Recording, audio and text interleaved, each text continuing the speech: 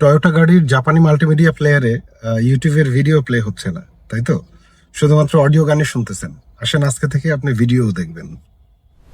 আপনার ফোন থেকে আপনার গাড়ির মাল্টিমিডিয়া সিস্টেম এটা আপনার টয়োটা 2020 পরের যে মডেলগুলো বেসিক্যালি করোলা বা এই টাইপের যে মডেলে এই সেম মাল্টিমিডিয়া সিস্টেমটা আছে। এইখানে আপনি যদি আপনার ফোনের থেকে সরাসরি ভিডিও গান বা ইউটিউবের থ্রুতে যে কোনো কিছু আপনি প্লে করতে চান, সেক্ষেত্রে আপনি এখান থেকেই প্লে করতে পারবেন। আপনার এর জন্য আলাদা কোনো অ্যাপস বা কোনো কিছু রিসের প্রয়োজন হবে না। সেক্ষেত্রে আপনি প্রথমে প্রেস করবেন অডিওতে। অডিওতে প্রেস করার পর আপনি এখানে দেখতে পাচ্ছেন ব্লুটুথ অডিও এটা অ্যাক্টিভেট হয়ে আছে। আপনি সেকেন্ড টাইম প্রেস করলে আপনার এই গাড়িটার যে অডিও টোটাল সোর্সগুলো আছে এফএম, ব্লুটুথ, এএম, এছাড়াও এই যদি রাইট একটা প্রেস করি আপনি এখানে দেখতে পাচ্ছেন মিরাকাস্ট নামে একটা অপশন আছে। আপনি যখন মিরাকাস্টে ক্লিক করবেন আপনি দেখতে পাচ্ছেন WiFi power is off, turn it on to start Miracast, আপনি এটা ইয়েস দিয়ে দিবেন।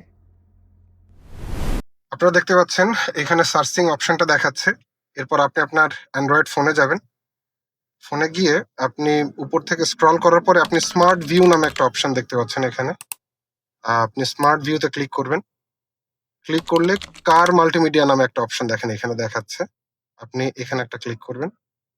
ক্লিক করলে ও বলতেছে যে আমার এই ফোনটা অ্যাকসেপ্ট করবে কিনা। আপনি ইয়েস করে দিবেন। ইয়েস করে দেওয়ার পরে কানেক্টিং দেখতে পাচ্ছেন আপনি। কিছুটা সময় নিবে। এরপরে আমার ফোনটা সরাসরি এখন মাল্টিমিডিয়ার সাথে কানেক্টেড হয়ে গেছে।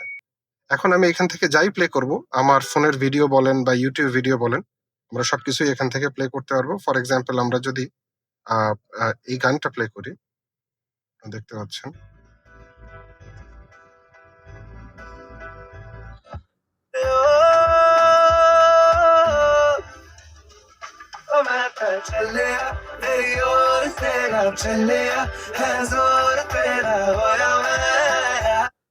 এভাবে সবকিছুই আপনি আপনার ফোন থেকে আপনার মাল্টিমিডিয়াতে শেয়ার করতে পারবেন। Thank you.